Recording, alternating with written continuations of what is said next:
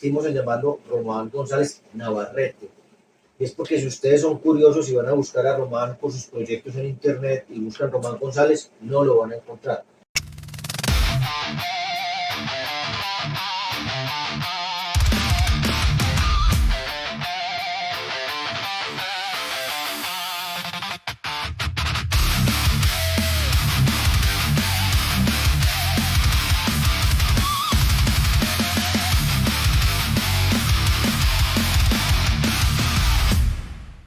Muy bien, quienes nos están acompañando, ya llevamos una conversación interesante con Román González Navarrete, haciéndonos su recuento de las bandas en que ha participado, y cerrábamos con el proyecto de Noise. Noise es más o menos como lo que dice la palabra ruido, cómo desde la música, desde la cultura del concepto se logra producir obras sonoras, ¿cierto?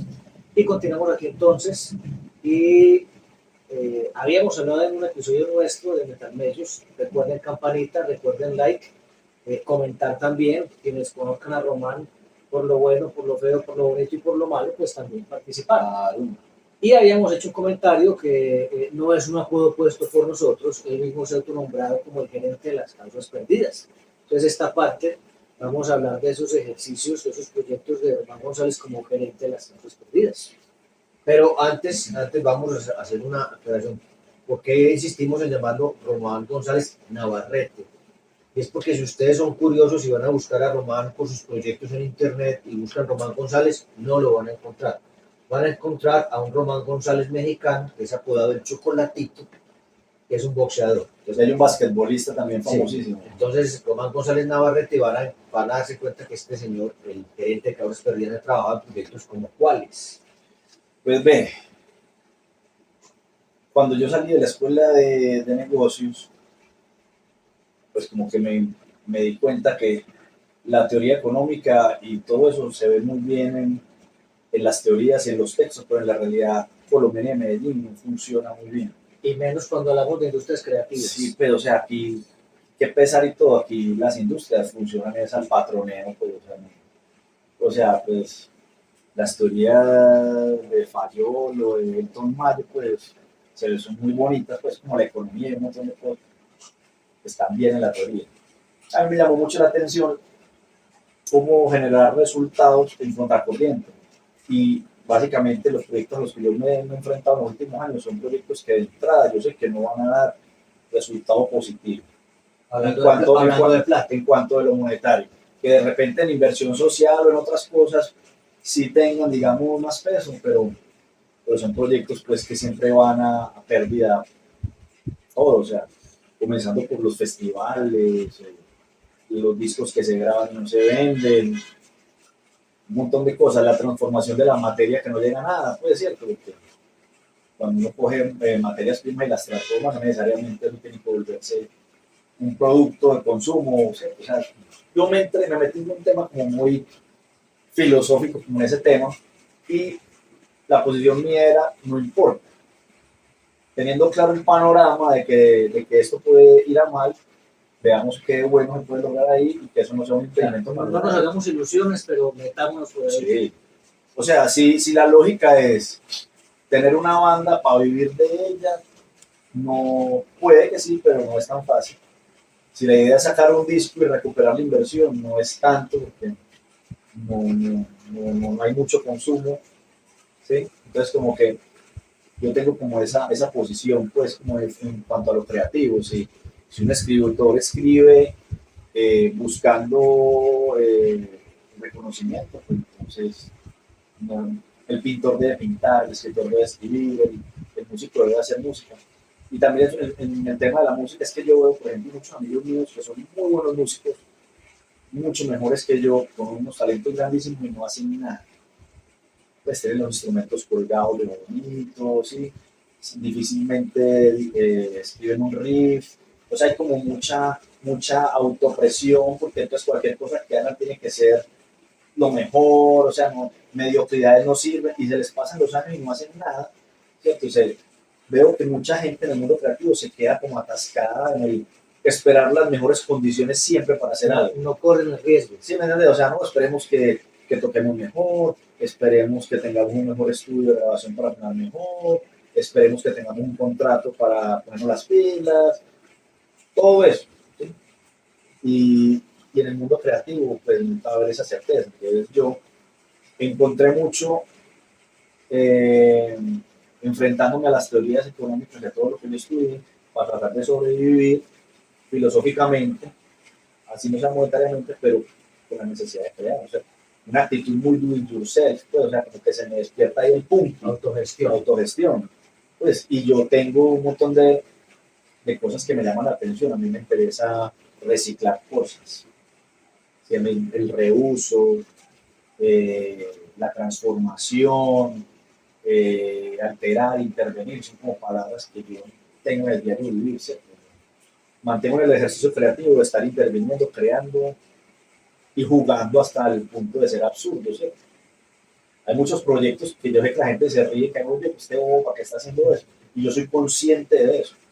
El cuerpo diplomático del no es que es de los proyectos que tengo ahorita más cercanos, es una cosa muy absurda, ¿sí? Si lo vamos a ver desde la lógica de la industria, es un ensamble de una banda de Lincoln Noise, ¿sí? Con músicos aleatorios, ¿sí? O sea, yo voy recluyendo gente en el camino y los voy interviniendo, hay unos que se quedan, otros que se van. La banda nunca ensaya, ¿sí? La banda no tiene canciones, es digamos como un ensamble de jazz grindcore, es una actitud como medio dadaísta, ¿sí?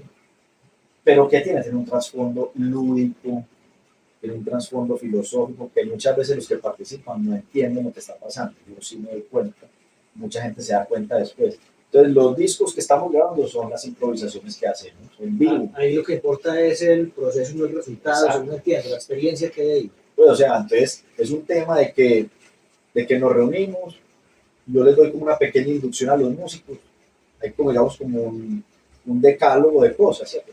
Yo les digo, el que comienza a sonar aquí musical, se va. O sea, aquí el que yo lo veo así. Empezaste ahí el coro, chao, No. empecé a entender lo que tú haces. No, marica, que si do, que si re, que la pentatónica, no. Porque también me di cuenta que, sí, listo, la forma como la gente compone la música, la historia de la música es que todo tiene un orden armónico, sí, unos momentos, introducciones, coros, estribillos, ¿cierto? Pero a veces si uno coge una bulla aleatoria y la repetís seguido, eso termina volviéndose un loop. Y de la repetición eso termina volviendo armónico. Entonces, a veces veo la improvisación consciente de la bulla sin querer. En las ondas físicas termina volviendo armónicas en algún momento. Eso es lo que yo quiero lograr. Entonces son unos vómitos de improvisaciones. Por ahí tengo otra idea de hacer lo mismo con músicos más formales todavía. O sea, coger una parranda de grincoreros amigos míos y sentarlos con un baterista de jazz. Y este man nos destruye, nosotros lo destruimos. Pero si el baterista ya sobrevive. Sí, sí. Eso debería generar la atención. O sea, y los resultados han sido bacanos, pues ya tenemos como 6, por decir algo, 6 álbumes grabados, que son unas improvisaciones de 2 horas, pues insoportables, pero son muy, muy interesantes. Entonces, como que la gerencia de las causas perdidas es la filosofía mía de hacer por el gusto de hacer sin esperar, digamos. O sea, si yo voy a Shark Tank, pues no, ese no es un lugar para mí, porque sí. No te van a comprar. Pero bueno, contanos, en nuestro podcast hemos hablado mucho del Carlos Viejo, porque ese fue la cuna de nosotros como metaleros, como todos empezamos a crear comunidad. Fue un teatro que abandonó la administración municipal, varias administraciones municipales, y vos llegaste solo con otra gente a resucitar eso. Contanos cómo fue ese proceso. En el 2000 el teatro se cierra, no se sabe por qué. En el 2000 pasan cosas muy raras en Medellín, la música, el metal como que se frena, aparece esa generación de neopunk, de toda esta gallada de muchachos del combo de Tres de Corazón, y ese punk pues como futbolero y adolescentón, popcorn, una cosa como melódica. Siento que lo que hizo grande el rock de Medellín como que se pasmó. Y en el 2011, cuando muere Antonio Escobar, que fue el que nos abrió el Carlos Viejo a la generación 90, como que yo digo, pues tratemos de volver al teatro a ver algo y hacemos ese festival de Putas Fest. Sin ninguna pretensión, pues como simplemente reunamos, tratemos de que el espíritu que tenía el teatro vuelva. y sostuvimos el teatro como 4 años, pues el festival, pero pasaron cosas, pues también el festival se volvió como una piedra en el zapato para la administración pública de Medellín, porque era un festival que no tenía plata, no tenía recursos y les estaba quitando protagonismo, pues obviamente a la gente de la cultura de la ciudad, ¿cierto? Entonces yo fui víctima de ataques y de vulneraciones, un montón de cosas. Y pues, listo, esa empresa de querer volver a activar el teatro, como que la pasman ahí y cae el teatro ya en esa degradación tan tenaz que tuvo. Y yo comienzo pues como un movimiento pues independiente, como de conciencia, pues como decirle, tratando de unir a las diferentes escenas de la música independiente en Medellín. Venga, el único sitio que tenemos con estas condiciones para tocar, venga, apropiémonos de esto, puta. Pues. Pero la gente muy mermada, hermano, los músicos de Medellín, yo los percibo como unos pájaros mentales muy bravos, hermano. Aquí la gente vive como con unas realidades muy alteradas, ¿cierto? O sea, no hay movilizaciones, no. Entonces, en algún momento, pues como que en la primera alcaldía de Fico Gutiérrez, pues, como que yo le llamé la atención y vine para acá y además que el Teatro Carlos Viejo, realmente tenerlo como un proyecto cultural a la ciudad no le cuesta nada, es muy, muy económico sostener ese espacio y generar un circuito para que todo el mundo lo habite, pues tan sencillo, o sea, cualquier secretario de cultura en el mundo programe ese espacio, tendría el cerebro para hacer eso. Sí. Huevonía tanto con eso que por cosas del destino, en la administración de nuestro amigo Quintero, me meten a mí allá sin presupuesto, sin nada, a ver qué es lo que puede hacer ahí. Y siempre sostuvimos ese teatro como 3 años con programación ininterrumpida. Ya por temas de política, yo salgo de ahí y otra vez el teatro se va a la mierda. Entonces, como que. Programación cultural, no solamente de teatro. No, de todo. Yo ya le abrí el espacio a los raperos, a la gente de la música electrónica, a los rockeros de todos los colores, la gente de la poesía volvió, la gente del teatro. Pero es que lo que pasa es que ahora hay mucho entretenimiento muy fácil para la gente. Entonces, sí, entonces tener un espacio como el Carlos Viejo tiene que ser algo muy espectacular de programación para que la gente se desplace, porque estamos compitiendo con todo el entretenimiento que tiene la gente en la casa, o sea, todos estos Netflix, estas carretas, todo eso es competencia directa para una programación cultural, ¿cierto? La gente también me imagino que está económicamente muy jodida, pues los desplazamientos, la juventud tiene otros intereses ahora. Son cosas que yo he tratado como de entender del fenómeno de la cultura en Medellín, y hay otros intereses. El tema del dinero que hablábamos en estos días en el podcast, bueno, sí, habrá gente que no tenga muchos recursos, pero la gente que tiene interés soluciona y va. Sí, o sea, como que el Teatro Carlos Viejo sí fue muy importante y existirá ahí hasta que alguien vuelva a retomarlo, pero como que mientras estuve yo ahí me di cuenta en carne propia de que una cuestión utópica, pues que esa magia que teníamos en los 90, pues difícilmente se repita ahora. Incluso mientras yo estuve ahí, la escena emergente del reggaetón se lo estaba apropiando, ¿no? O sea, ¿qué más que eso? O sea, ya, ver eso ya no, pues ya no va a haber mucho metal, hermano, ni mucho boom, o sea, esto es perreo intenso en el Carlos Viejo, ya, ¿no? Afortunadamente, pues como que toda esa escena tienen ya unos circuitos ya mucho más grandes, más lucrativos, entonces Carlos Viejo ya no se interesa. Pues otro proyecto que yo soy escrito y partícipe directo es, se te ocurre la idea de crear un tributo mundial a una canción. Es una canción de Napalm Death que se llama You Suffer, que es la canción más corta del hardcore o del grindcore grabada.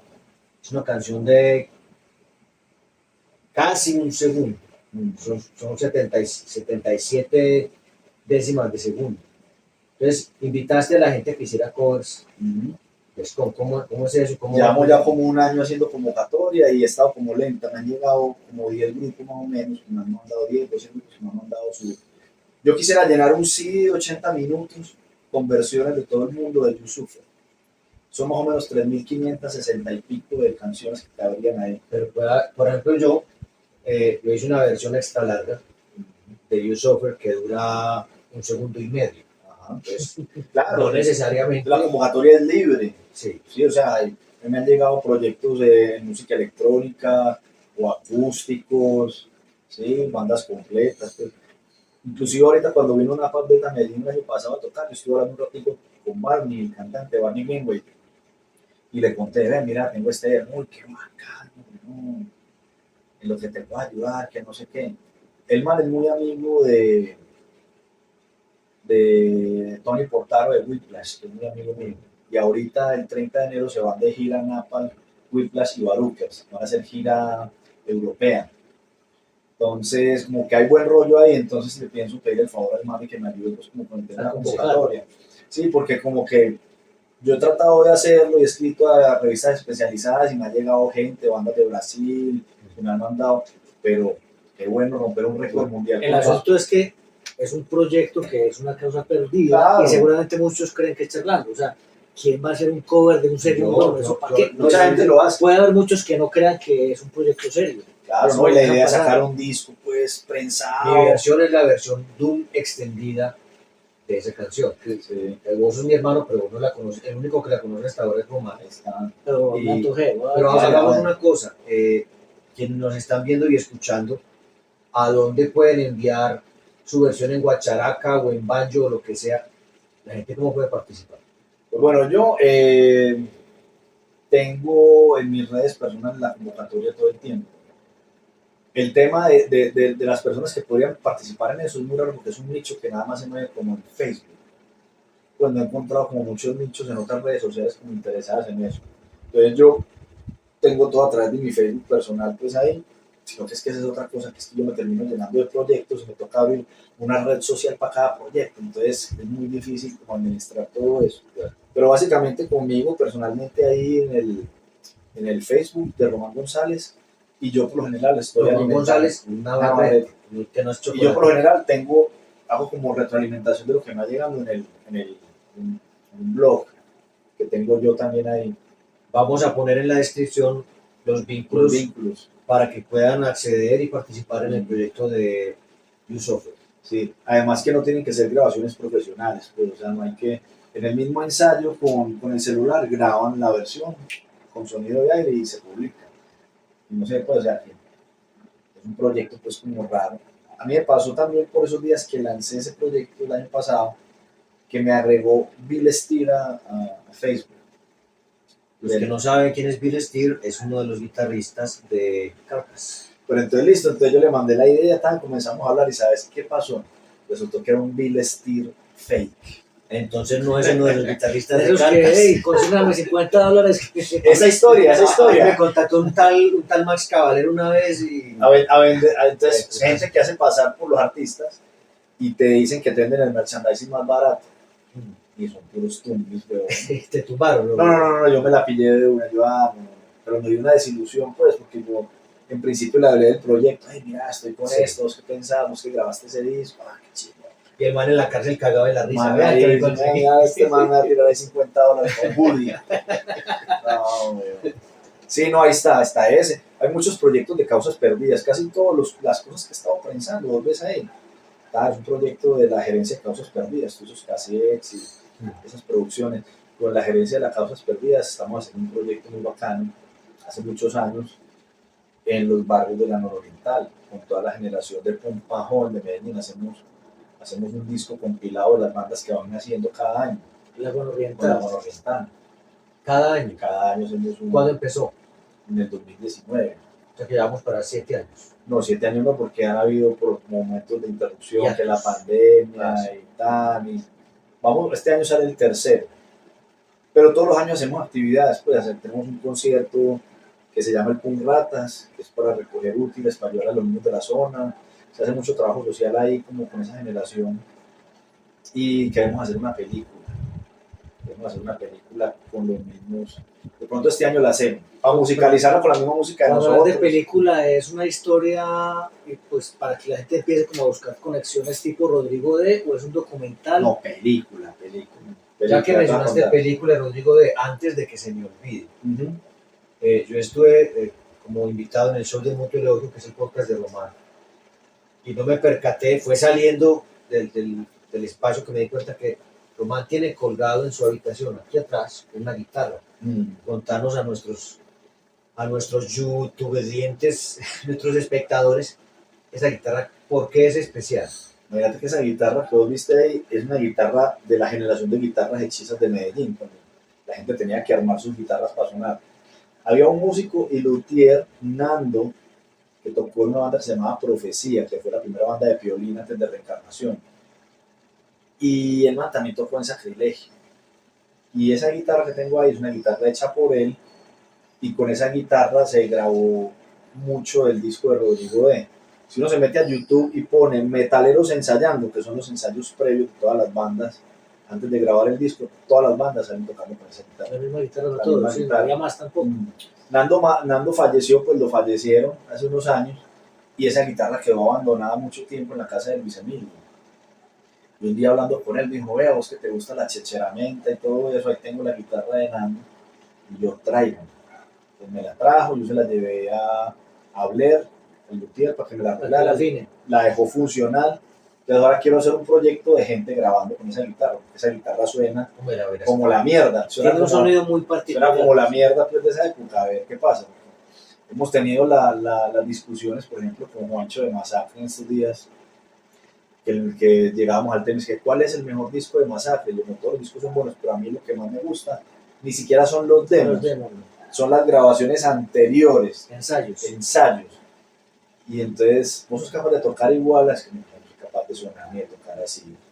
Y yo, no, pues que utilicemos las mismas guitarras de mierda de esa época, pues. A ver si de repente. Con cables hechos en casa. Eso, a ver si de repente. Con cuerdas de tiple, porque no había cuerdas de acero aquí. Y de repente ahí medio sonará a ese metal medallion, pues, que me gusta a mí, pero es muy difícil. Entonces nos reíamos que sí. Pues, o sea, después de tantos años aprendieron a tocar, a sonar mejor. Y la pregunta sale porque mucha gente en estas giras cuando viajamos, mucha gente de bandas nos preguntan que cómo hacían estas bandas para sonar así. Eso era un accidente del destino, es que no había... Era la carencia, la improvisación, no era el deseo. Y la ignorancia, porque los que grababan eran gente que no tenía nada que ver con metal. Muchos discos muy buenos, incluso después de los 80, los primeros discos se grabaron en los 90 en Codiscos y en Fuentes de esos intentos de querer grabar rock. Son unos discos muy buenos, que uno les tiene cariño porque era lo que había, pero suenan como la mierda. Por ejemplo, los discos de Quimosis suenan muy mal, creo. Ese Niño Gigante, pues, suena una mierda. Sí. Yo, por ejemplo, esa es una crítica que siempre he tenido yo, pero ¿por qué suenan tan mal si los demos sonaban mejor? O sea, la preproducción de ese disco, por ejemplo, suena mucho mejor que el disco. No sabemos, nadie nos ha dado la respuesta nunca, pero como que no sé si existía el temor de que los aparatos se fueran a incendiar con tanto candelero. O que llegara el diablo a poseer el estudio de grabación. Como cuentan la historia de los Parabellum, que hubo daños sobrenaturales en la producción. Pero sí, ahora hay mucha gente que está regrabando esos discos. Sí. Por ejemplo, el Requiem que regrabaron, suena bien y todo bacán, pero es otro Requiem, es otro disco, otro disco. Sí. Bueno, ¿qué viene para el futuro? Además de los proyectos del Noise, ¿qué más estás programando? ¿Qué estás pensando hacer? Aparte de metal, en la parte artística, gestión. Pues ve, yo este año, y lo hice la semana pasada, yo hice mi lista de propósitos para el 2026 y la estoy cumpliendo, hasta el momento la estoy cumpliendo. No comer tanto chorizo. No comer tanto chorizo, no tomar tanto, tal. No, pero sí, ve, quiero hacer este experimento de hacer la película con los pelados de la Monorrental. Y es una película punquera de bajo presupuesto. Vamos a grabar con una capa. Pues, do yourself, en todo caso. Yo no sé si ustedes vieron, hay una película que se llama WhatsApp Rockers, que es una película como de unos pelados skaters punqueros en Los Ángeles de South Central, pues que es como una zona muy deprimida en Los Ángeles. Se la recomiendo. Y es una película que es hecha a mano alzada, sin mucha postproducción, con actores naturales, pues, o sea, algo similar. Yo he visto a Rodrigo esta última semana varias veces, un trabajo plástico que estoy haciendo de memoria con Rodrigo y me vi Los Nadie, que es otra película muy punkera de Medellín, pues, porque sé que cuando saquemos la de nosotros nos van a tirar, ¡ay! La comparación inevitable. Pues, de más que a comparar, porque esta realmente va a ser una película, incluso está grabada por los mismos muchachos, pues, o sea, yo les voy a soltar la cámara para que ellos la manipulen y no va a tener mucha postproducción, pues, y eso. vamos a grabar con una cámara que es una XL2 de Canon, que es una camarita de cassette digital con la que grababan yacas. Era muy buena cámara hace algunos años y con un micrófono digital, en fin. Hombre, ¿qué pienso hacer yo? Pues como contar las historias de ellos, de la comuna nororiental, 35 años después de Rodrigo D, cómo se sigue viviendo el lo futuro y el punk en Medellín. Obviamente, pues como con mucho humor, pues porque no es como tan fatalista ni nada de ese Sí, no rollo. es Pues, la pornomiseria que no, Termina con un muñeco cayendo del décimo piso. no. Pues, ¿cuál es la idea mía? Y obviamente, pues musicalizarla con las mismas canciones que nosotros grabábamos en la misma comunidad, que los pelados se apropien de eso. Y voy a hacer como unos ejercicios cortitos antes de hacer como un largo, o de repente la suma de 4 cortos me pueden dar un largo total, ¿cierto? Pero básicamente es como todo ese universo de Laguna Oriental, que Laguna Oriental es, desde lo estético, es como el mundo mental de todos esos punqueros que habitan los barrios de la comuna nororiental. Que para mí el concepto bonorriental me parece que es el nuevo no futuro, pues, o sea, eso es una gonorrea, o sea, los manes son súper conscientes de eso. Incluso nosotros los sobrevivientes de la época del no futuro, que somos muchos los que estamos ya en la generación de nosotros, al día de hoy yo siento que estamos viviendo más el no futuro que en esa época, ¿cierto? Desde otros puntos de vista, ¿cierto?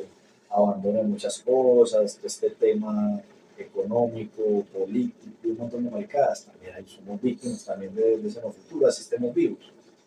Entonces yo siempre tengo pues como esos temas, yo nunca me he lanzado como a hacer una película en la vida, pero sí he hecho muchos documentales, pues he tratado de retratar mucho en video a la gente, siempre he tenido como muchas curiosidades de preguntar. De hecho, pues no sé si vieron un documental que hice hace muchos años que se llama Segunda Dosis, que es la historia de Narcosis, la banda de Perú. También está el 888 Metal, que es como un acercamiento a la historia de reencarnación. ¿Eso los tenés montados en alguna red? En mi canal de YouTube está montado todo eso. Pero como que apenas ahora me estoy haciendo autocuraduría porque en estos últimos 30 años he recopilado mucho video, mucho material audiovisual. Tengo otra idea por ahí que eso sí puede ser como una especie de documental. Es que yo tengo más o menos grabaciones como el del 88 hasta el 2000. Inclusive los solo 90, del 90 al 2000. Tengo muchas grabaciones caseras de mis amigos. Entonces tengo personajes como Alejandro Ochoa, huevón, actuando silvestremente por ahí, muchos músicos, los bares, personajes pues de esa farándula nuestra que son grandes celebridades del espectáculo hoy en día. Tal. Entonces quiero como hacer como un corte como con todas esas grabaciones, no sé si enfrentarlas a testimonios de los mares en el día de hoy, pues como una cosa ahí de nostálgica de Medellín, eso sí lo estoy haciendo. Y este sería como el primer ejercicio mío de hacer cine. Ahora, digo cine entre comillas, pues hacer una película en video, pues no será 16 milímetros, no será 4K, de repente ni la pondremos en Cine Colombia ni nada de esa mierda. Pero el solo hecho del ejercicio creativo, pues como para contarla como que quede el testimonio, que quede la memoria cultural, ese es el y yo ahí ya tengo pues estéticamente como mis cosas, a mí me he encarretado mucho con el cine de Aki Kaurismäki, por ejemplo, últimamente, ando enloquecido con él, me parece un punkero, un personaje que hace todo solo prácticamente, ilumina con un solo foco, los personajes son inexpresivos, es una chimba, ¿cierto? Yo no sé si ustedes ya vieron Leningrad Cowboys, la película del man, bueno, ese tipo de cosas. Las primeras películas de Almodóvar me gustan mucho, la forma como el man las hacía, así, a la mierda. Siempre hay una vieja mierda. Sí, entonces, por ejemplo, pues no pretendo ser ni director de cine, ni voy a ser Spielberg, ni mucho menos voy a ser Gaviria, porque pues, o sea, también hay gente que ha trabajado y ha hecho las cosas en serio, pero es una apuesta, digamos, lúdica por hacer eso y tenemos pues con qué hacerla. Entonces, esto ha sido como una idea que se ha hablado así entre amigos. Entonces tengo amigos como por ejemplo Diego Vanegas, que se ofreció a hacerme la postproducción de audio, ¿cierto? Esteban Mora, que ahora trabaja en colorización, que me hace la postproducción de color. Entonces de repente esa cosa así como tan humilde puede ser un experimento bacán y eso sí lo vamos a hacer este año. esa iniciativa de la Gonorrental, vamos a ver si estoy equivocado, si no es cierto, nace de tu ejercicio de proyecto de grado de la maestría. Claro, sí, es un accidente. Ve. Cuando yo llegué a la maestría en la Universidad Nacional, yo cambié de director de tesis como 4 veces, como que no sabían qué hacer conmigo. Al final yo ya estaba que poseteaba a todo el mundo en esa universidad, estaba que abandonaba pues incluso hasta el proceso, y lo que yo inicialmente quería hacer como ejercicio de investigación se diluyó y se terminó en un proyecto mío personal que no es ni académico ni nada, que es lo que estoy haciendo. ¿Cierto? Y en ese momento, pues como que yo tenía ciertos intereses, antes de llegar a Laguna Oriental, que el texto, digamos, de investigación es toda la experiencia en Laguna Oriental, yo también tuve unos acercamientos con otras comunidades. Entonces hice un trabajo de sensibilización en Soledad Atlántica, con todos los músicos de la cumbia soledeña, que el más ardino eran señores de 75, casi 80 años. Gente muy abandonada por la industria, ¿sí? Que en los años 50, los años 60, pues grabaron muchos discos y tal, y son señores pues, que son juglares, esa música pues, reconocida por la UNESCO como patrimonio, en fin. Pero uno va a Soledad Atlántico y lo único que hay es talento, o sea, es una zona muy deprimida, muy pobre, y a mí siempre me llama la atención, y yo, estos manes, ¿cómo hacen para hacer esa música tan alegre y todo eso? Entonces como que comencé a juntar muchos de mis intereses ahí, porque ellos son luthiers de sus propios instrumentos, o sea, también son hechizos, ¿sí? Las flautas, los tambores, como lo hacían los punqueros aquí en los 80, ¿cierto? Entonces como que comencé a unir esas similitudes, y yo dije, bueno, pues estos señores no tienen seguridad social, ni salud, ni pensión, ni mierda, y entonces me monté en la película de enseñarles a hacer do it yourself a unos señores de 80 años que hacían cumbia, a enseñarles que se podían autoproducir, que se podían grabar. Estuvimos ahí varios meses y grabamos un proyecto de 3 discos con todos esos juglares. En Spotify está liberado el primero. Es una música impresionante, esos puros roots. Pero entonces eso tampoco quedó ahí como parte del proceso. Y de ahí ya llego como con ese mismo trabajo previo y me encuentro con esta generación de pelados de la Laguna Oriental que son o los hijos o los sobrinos o los hermanos menores de todos mis amigos de los 90 que siguen habitando esa zona. Pelados jóvenes, menores de 25 años la mayoría, pero bueno, que parece que los que hubieran nacido en los 80 y los hubieran trasplantado acá. La forma de pensar, la forma de actuar, la forma de enfrentarse a la vida, la pregunta mía es ¿qué?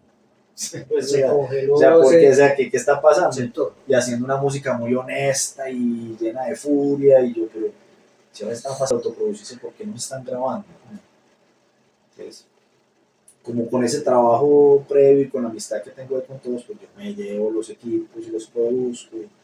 Lentamente hemos hecho procesos, pues, entonces hemos hecho pues trabajo documental, hemos levantado textos, tenemos un laboratorio de fanzines, hacemos estos eventos humanitarios, y yo no sé por qué en algún momento yo dije, hey, ¿por qué no hacemos una película de la Monumental? Yo había hecho como una especie de juego de rol, así como un Calabozos y Dragones de la Laguna Oriental, ¿sí? Entonces yo, qué bueno llevar esto a que no sea tan ficción, y entonces siempre la misma forma, ¿no? Entonces imagínate, hacer cine en Colombia. Muchos de mis amigos que han hecho cine hacen su primera película y desertan, no vuelven a hacer cine. Quedan endeudados, quedan frustrados, ¿sí? Y es un sentimiento que yo veo dentro del creador en general en Medellín. Los músicos también. Entonces la gente no vuelve a hacer cine porque es muy frustrante, porque no hay apoyo, porque no tuvo el éxito, no sé qué, y a los músicos les pasa eso, que no, ¿para qué? Los discos no se venden, la gente no viene a los conciertos. Entonces hay una pérdida de espíritu muy hijo de puta. Y es que pues tenemos los estándares muy altos. Entonces, como yo no conozco el desprecio y me disfruto los procesos, ya tenemos una cámara que puede funcionar, tenemos forma de hacer esto, yo hice el 360 de eso, pues, que no vamos a gastar aquí, pues. En estos días incluso he estado viendo en YouTube, hay muchas trasescenas, como grabaciones de las películas de Víctor Gaviria, de las trasescenas. Entonces me puse a ver cómo producen, pues claro, trabajan con las chimbas de cámaras y con productor de campo y no sé qué. Esto lo vamos a hacer con las olas. Digo, puta, es más, esa película, la otra, Los Nadie, tremendo peliculón, weón, eso suena, la postproducción de audio es una chimba, o sea, tan. Pero obviamente, como no tenemos industria, así como tenemos industria de música, como tenemos las industrias creativas, o sea, entonces la gente no hace nada, entonces ¿por qué no hay? Entonces va a ser una película punk, La película punkera, hecha a lo punk. a lo punk. ¿Sabes qué? También me inspiró mucho que hay un documental en YouTube de un homeless, no me acuerdo ahora cómo se llama, creo que era Slumdog, creo que es el apodo del man. Es un habitante de calle que hizo una película con una cámara que se encontró en la basura. Y hay un documental de eso. Entonces el man se encuentra la cámara y se mete a una biblioteca pública en Los Ángeles y él mismo la edita ahí como al escondido y hace su película. Entonces ese tipo de cosas a mí me parecen muy impresionantes. Entonces yo busco como esos personajes así como quijotescos que me inspiran mucho y yo pues a la mierda. Hay otro más que se llama Las Rojas, no sé si lo han visto. Es una genialidad, o sea, que hay gente en el mundo, como los creativos, que a mí me gustan, que uno no sabe, estos manes son geniales o qué, pero Las Rojas es un man, porque el mundo no estaba preparado para entenderlo, pues. Pero el man tiene una serie de películas, huevón, hechas todo por él, y el man hace todos los personajes él mismo. Él graba, edita y hace todos los personajes. Entonces hace los planos cerrados, los contraplanos y edita y se disfraza de... Es una genialidad. Entonces, a mí ese tipo de personajes son los que me... Y en la música muchos también. Por el tipo Daniel Johnston, por ejemplo. ¿Cierto? Entonces como que... Y también pues parte como de mi trabajo, pues trabajo como... Pues no trabajo, tengo digamos como que un trabajo social con personas con discapacidad pues, mental y eso, y encuentro mucha genialidad en él. Entonces llegué a un punto en el que dije, pues bueno, de repente no me ganaré un Grammy ni un Oscar, nada, pero estoy disfrutando y hay con qué, o sea, que eso es lo que yo lo que me duele a mí de mucha gente que es muy virtuosa, que hoy en día con todos las formas de producción tan económicas que hay que no hagan nada, ¿cierto? Yo hace muchos años hablaba con Andrés López, el humorista, y me decía, marica, ¿vos te acordás cuando veíamos Centella o Mazinger Z? Esos manes se reventaban haciendo dibujo por dibujo, ¿ya? Y las soluciones que encontraban para para comer segundos y alargar las cosas, ¿cierto? El mismo cuadro reenfocado. Lo giran y ya, Sí, ahí se van 10 segundos. Entonces, ¿cómo putas? ¿No? Ahora hacer animaciones, tantas cosas que pueden hacer.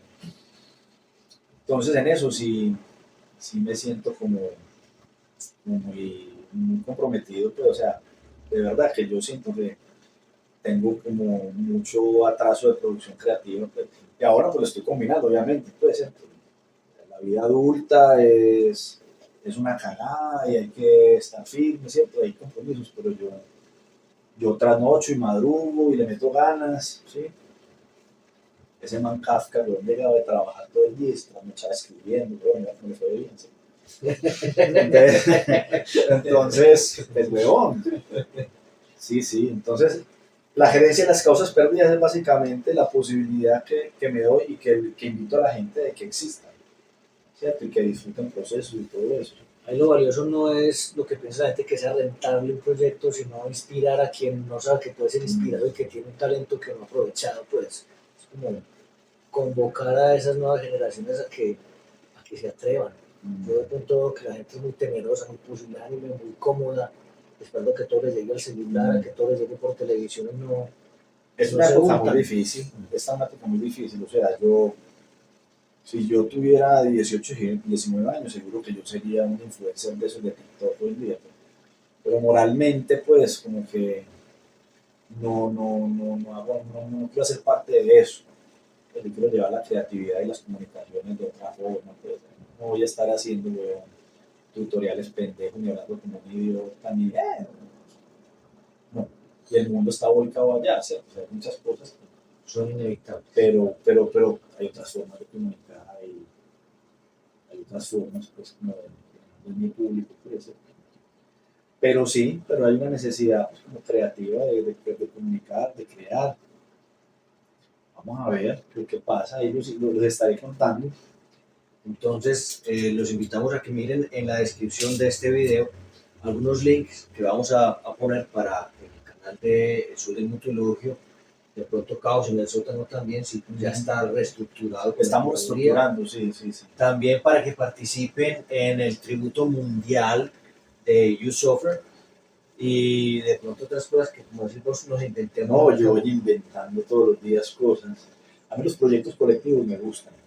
Invitar a la gente a hacer compilaciones, hacer... Por ahí esta semana lanzo otro que sí creo que va a ser más rápido.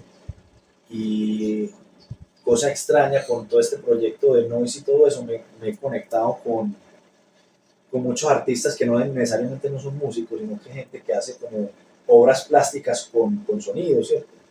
Cuando estábamos girando con Masacre en la gira americana hace un año y medio más o menos, conocí una escena de gente que hace música experimental, o sea, Detroit, pero encontré una escena de gente, yo te mostré en estos días en mi casa como unos discos y unas cosas, y hay otras formas de existir que no me interesan, ¿cierto? Que no es como la industria musical, como la demandan, ¿cierto?